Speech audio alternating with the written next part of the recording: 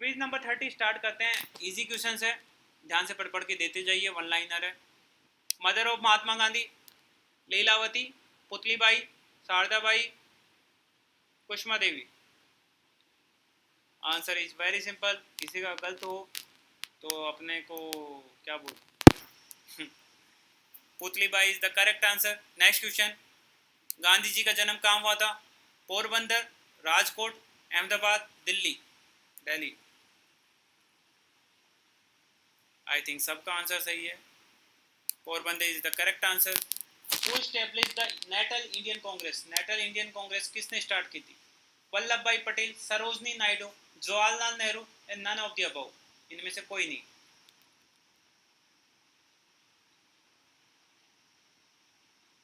Answer is none of the above, क्योंकि महात्मा गांधी ने की थी तो उनका नाम ही नहीं है इसमें। ठीक है। फॉर हुम के हुज केस, थोड़ा सा लिखने में थोड़ा गड़बड़ होगी। Gandhi ji went to south Africa, किसके केस के लिए गांधी जी साउथ अफ्रीका गए थे? अहमद खान के केस के लिए, राजशेखर प्रसन्ना के केस के लिए, गोकुलनाथ के केस के लिए, या दादा अब्दुल्ला के केस के लिए? चलो आपने पढ़ा है ठीक से, वेरी गुड। आंसर इज दादा अब्दुल्ला। आज तो आप लोगों के काफ़ी करेक्ट आंसर होंगे, देखते जाइए किसके कितने गलत होते हैं, काउंट करते रहिए। While holding a first class ticket, Gandhiji was ordered by a railway official to shift to a van compartment. On his refusal to comply with the unjust order, a constable was called to push him out. Bag and luggage. Identify the railway station where this incident took place. Pretoria, Standerton, Martinsburg, Carlstown.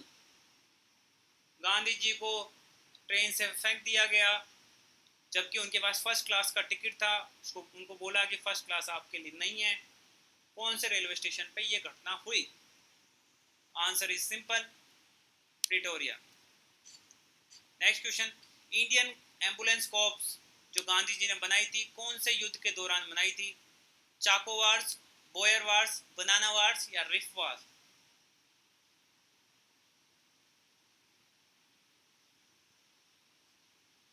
Answer is very simple, Boer wars.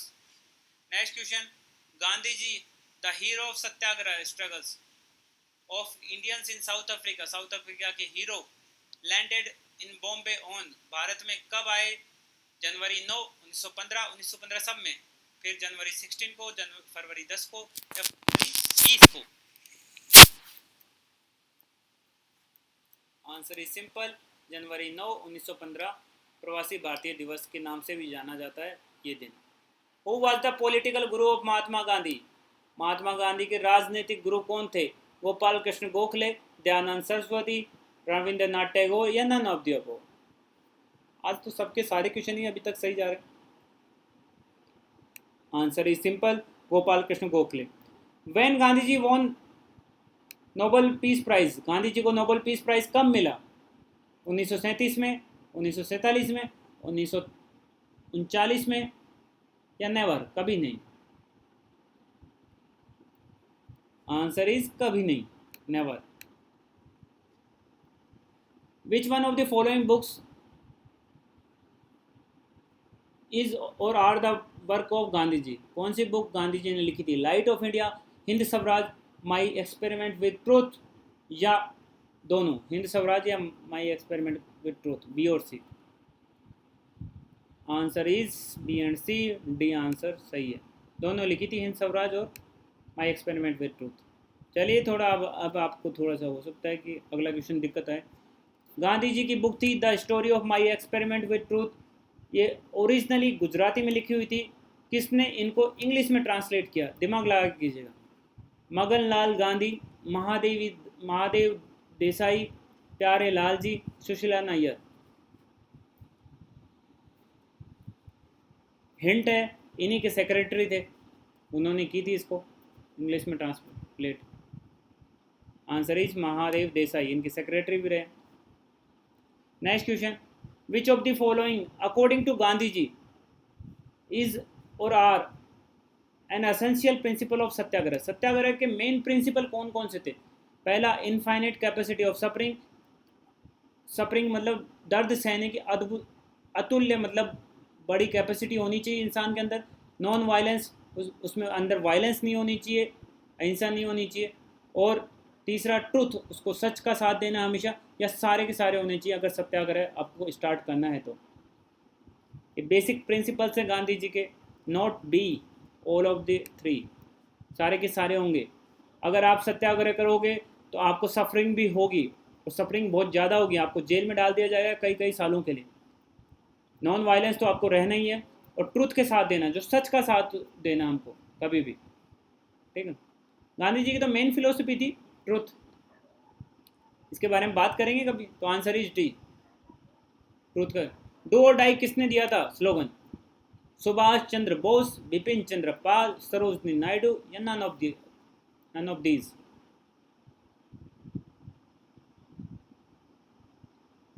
Do और die Subhash Chandra Bose ने नहीं दिया था, उन्होंने दिया था तुम मुझे खून दो मैं तुम्हें आज़ादी दूंगा।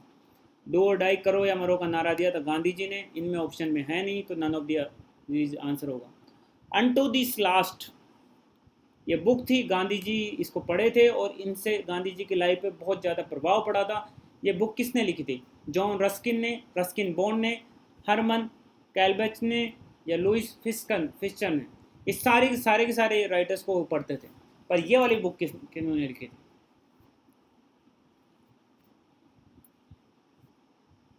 लगाओ तुक्का।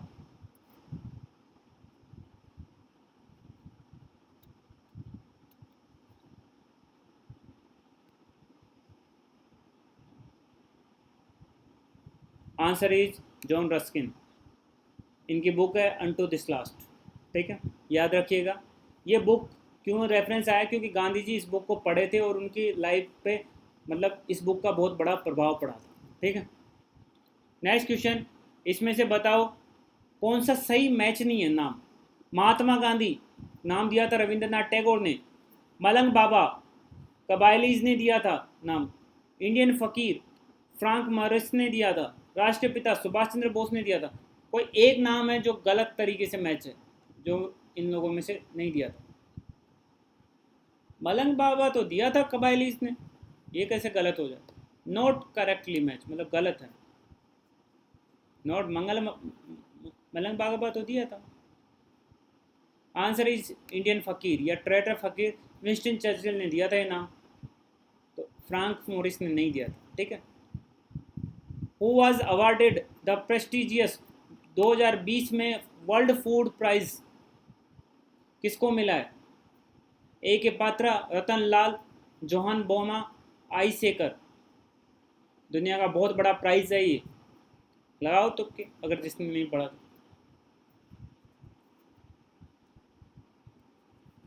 ये बहुत बड़ा अवार्ड है, नोबल के बराबर का अवार्ड है। ये क्यों दिया जाता है कि ये जो खेती वेती होती है उसकी प्रोडक्टिविटी, उसकी उपजाऊपनती बढ़ाने के लिए एक तरह से अवार्ड दिया जाता है, जिससे कि ज़्यादा खेती हो सके। पूरे वर्ल्ड में काफ़ी फेमस अवार्ड है। आंसर इज डॉक्टर रतन लाल, याद रखिएगा, अभी मिला है तो आपको याद रहना चाहिए। बहुत इंपॉर्टेंट क्वेश्चन है इस साल का, पक्के से कहीं ना कहीं आपको दिख जाएगा किसी एग्जाम में। Next question, who is the father of green revolution in India? Bharat में ग्रीन रिवोल्यूशन के पापा जी कौन है? स्वामीनाथन, अरुण कुमार शर्मा, नीलम राजू गंगा प्रसाद राव, पी आनंद कुमार? मेरे को तो पी आनंद कुमार लग रहा है, आप लोगों को क्या लग रहा है?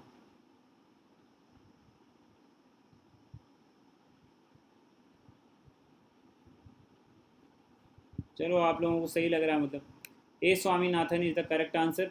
जो भारत में हरित क्रांति आई थी वो मतलब इन्हीं के योगदानों की वजह से स्टार्ट हुई थी, ठीक है। तो आंसर इज ये। Where is the headquarter of international labour organisation? ILO का हेडक्वार्टर कहाँ पर है?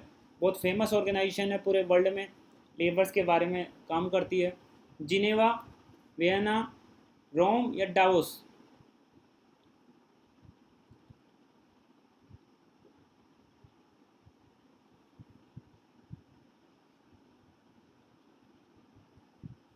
आंसर इज जिनेवा, याद रखिएगा जिनेवा में है international labour organisation.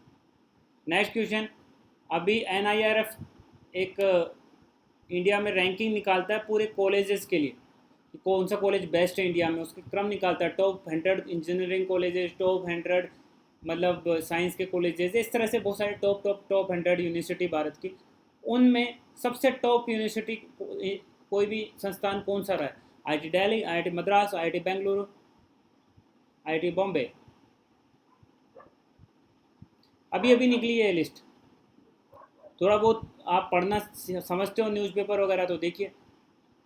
Answer is IIT Madras. A massive fire, एक बहुत बड़ी आग लगी हुई है तेल के कुएं में इस टाइम पे। कौन से स्टेट में लगी हुई है वो? त्रिपुरा, आसाम, तमिलनाडु या आंध्र प्रदेश?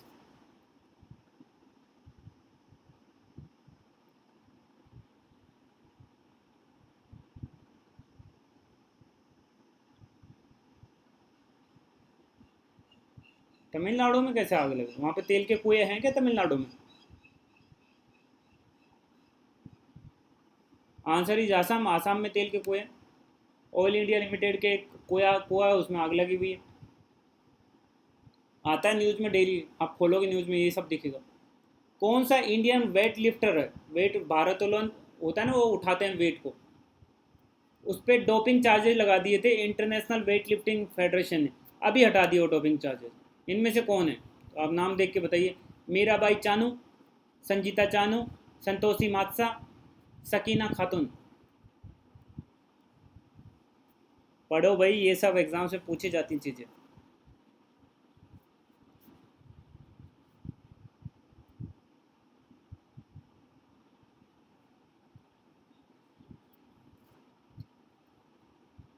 आंसर इज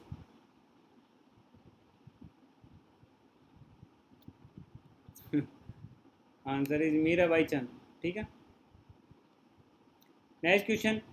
कौन से प्लैनेट का मून धीरे धीरे, मतलब जैसे कि हर प्लैनेट है ना अपने जो भी है, जैसे अपना कौन है मून? चंद्रमा। ठीक है, तो ये धीरे धीरे भारत इंडिया सॉरी धरती से दूर होता जा रहा है।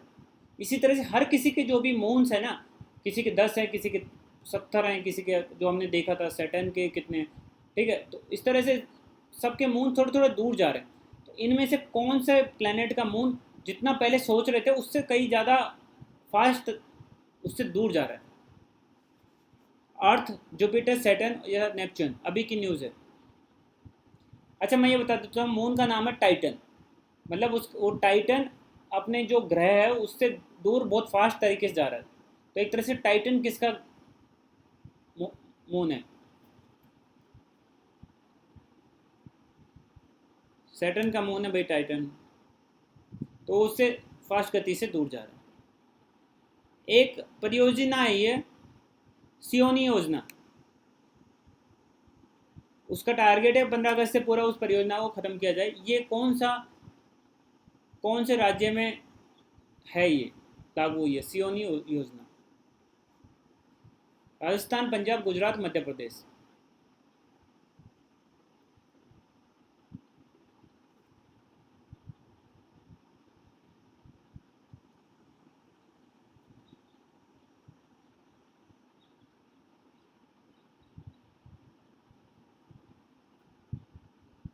फुल फॉर्म बता देता हूँ, उसके बाद में आप लोगों को थोड़ा समझ में आए तो आप फिर से अपना आंसर रिपीट चेंज कर लेना।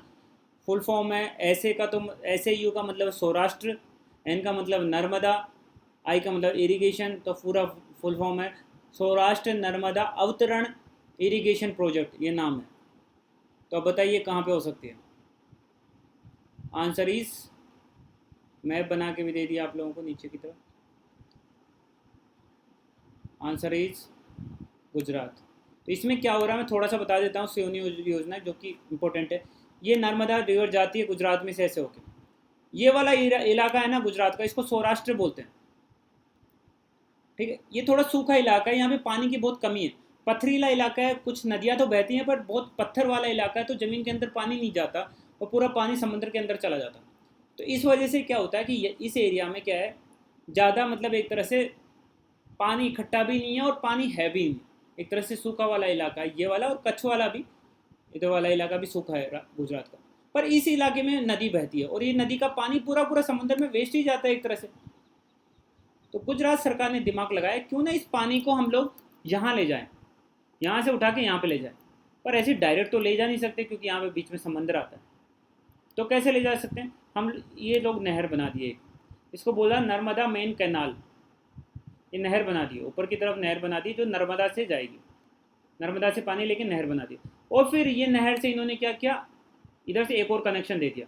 और जब यहाँ से कनेक्शन दे दिया तो यहाँ से बहुत सारे लिंक बना दी, एक छोटी नहर इधर जाएगी, एक इधर जाएगी, एक इधर जाएगी और एक इधर जाएगी, मतलब 4 लिंक बना दी। ये पूरे सौराष्ट्र इलाकों को कवर करेगी। और बीच बीच में इन्होंने क्या बना दिया, छोटे छोटे डैम्स बना दिए या रिजर्वायर्स बना दिए जहाँ पानी को इकट्ठा कर सके, ये बना दिए।